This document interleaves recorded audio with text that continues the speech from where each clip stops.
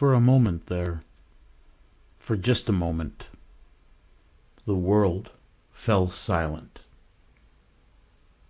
Hellfire rained down on the formerly untouchable Israeli regime, and the collective world was shockingly silent. Israel had attacked a sovereign country, Iran, making claims that they had nuclear weapons, the same claims they've made for the last 20 years.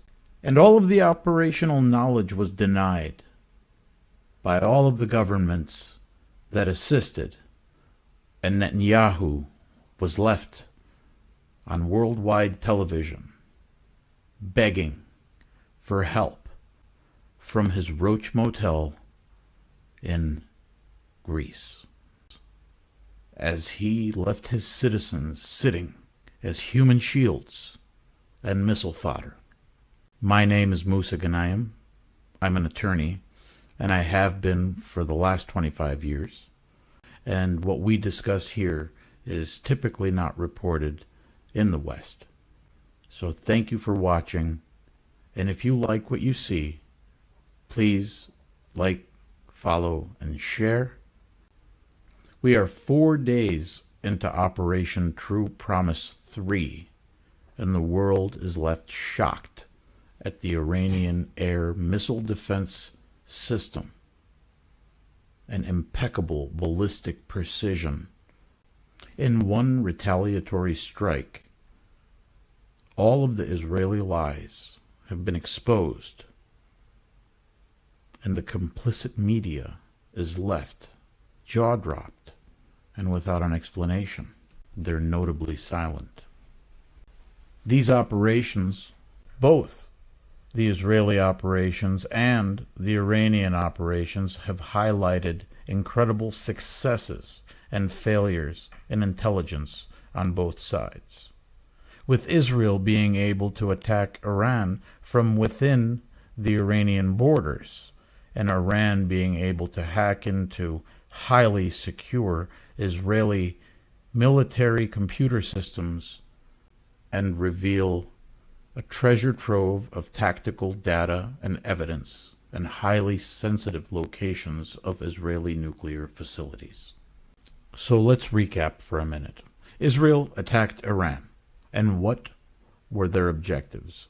They claimed that their objectives were to destroy the nuclear capabilities of Iran completely and once and for all. But all Western intelligence has known that there's no way to attack the deep underground bunkers that Iran has now. According to intelligence, Iran's nuclear capabilities are buried so deep underground that American bunker busters can't even reach them. And so Israel ended up attacking IAEA-approved facilities that were being used specifically for nuclear energy and have been and continuously are inspected and were in compliance at the time. Additionally, there was an IAEA investigation happening when Israel launched the attack. So what happened next is Israel went off and attacked some infrastructure, some civilian buildings, and came out saying, like they always do, we have decapitated, cut the head off the snake in Iran. They killed a few military generals that were quickly replaced, and Netanyahu flexed his muscle. This flex by Netanyahu caused Trump to disregard the plausible deniability that Marco Rubio had stated when he said that Israel did this unilaterally. But Trump was so excited about what happened that he wanted to take credit for it until the Iranian response. The Iranian response drew stark silence and shock from all of the collective West.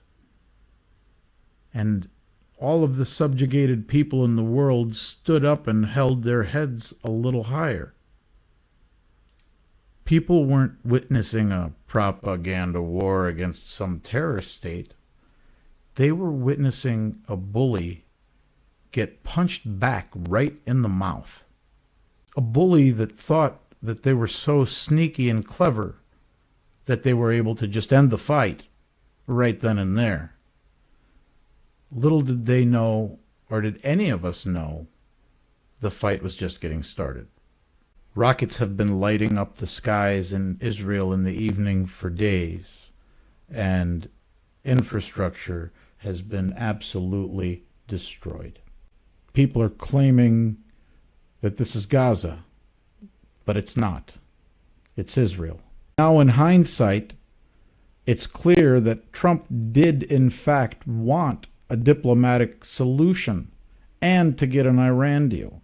His favorite thing to do is to take something a president did that he perceived was good, rip it up, and then redo that so that he can take credit for the deal.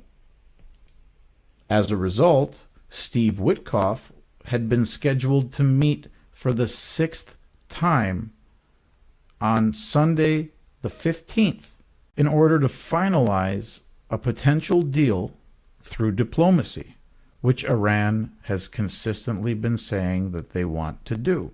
As a matter of fact, after every retaliatory strike, they say they still want to end this with diplomacy. So now let's go back to our first question. Why did Israel attack a few days before the final meeting between Iran and the United States envoy Steve Witkoff?